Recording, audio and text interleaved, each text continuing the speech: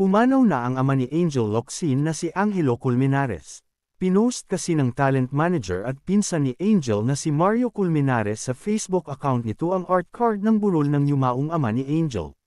Base sa nasabing art card, pumanaw ito nitong Miyerkules, March 5, sa edad na 98 years old.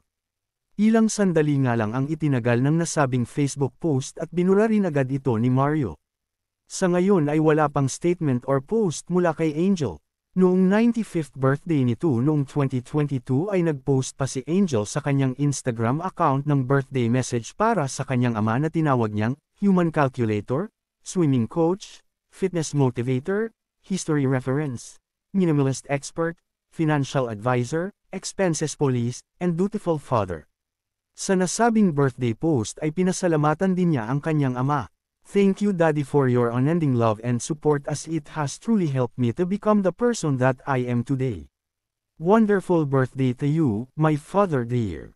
Huling nakita ng public ang ama ni Angel sa vlog nila ni Neil na may title na Conversations with My Father, na lumabas noong March 5, 2022. Nakikiramay ang abante sa mga naiwan at pamilya ni Angelo Colmenares.